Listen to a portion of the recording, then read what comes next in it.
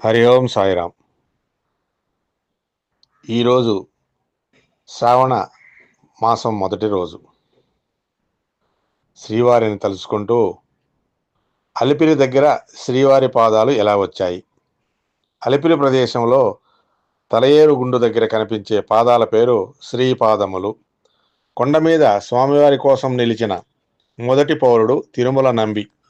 అతడు రామానుజాచార్యులకు రామాయణ రహస్యాలను విప్పి చెప్పింది ఇక్కడే. కొండ నుంచి నంబి, గోవిందరాజపట్నం నుంచి శ్రీమద్ రామానుజులు ఈ ప్రదేశం చేరుకొని భగవత్ ఆరాధన చేసేవారట. దీనివల్ల స్వామివారి దర్శనం ప్రొద్దున మరియు సాయంత్రం మాత్రమే అవుతోందని బాధపడేవారు. వెంకటేశ్వర స్వామి వారు వారి కలలో కనపడి ఏమని అభయం ఇచ్చారంటే, నా పాదాలని అలిపిరి దగ్గర ఉంచుతాను, నువ్వు మధ్యాహ్నం కూడా వచ్చి దర్శనం చేసుకోవచ్చు అని. మనం కొండని కాలిమార్గం గుండా వెళ్లే ముందు అలిపిరిలో శ్రీవారి పాదములు అని కనిపిస్తాయి. ఆ పాదాలు తిరుమల నంబి గొప్పతనం వల్లనే వచ్చాయి.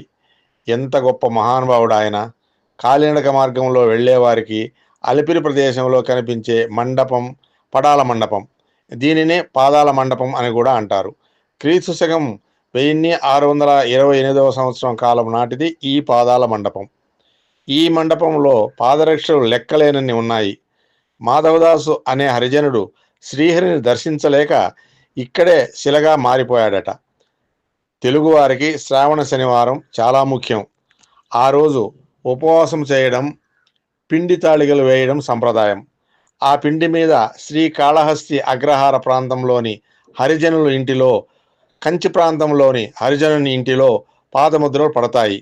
ఆ పాదముద్రలను కొలతలు వేసి శ్రీవారికి చర్మంతో చెప్పులు కుడతారు. శ్రీకాళహస్తి నుంచి ఒకరు, కంచి నుండి ఒకరు శ్రీవారి చెప్పుల్ని నెత్తిన పెట్టుకుని ఊరేగుతూ వచ్చి అలిపిరిలో పూజ చేసి పాదరక్షలను ఆ పూజ మందిరంలో పెడతారు. ఈ మండపంలోని పాదరక్షలు అరిగిపోతుంటాయట. కారణం ఏంటో తెలుసా? తన భక్తులు సమర్పించిన ఈ పాదరక్షలను ధరించి స్వామివారు కొండ దిగి వస్తారట.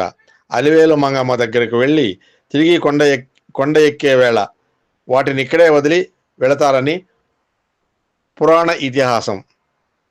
హరి ఓం సాయిరామ్.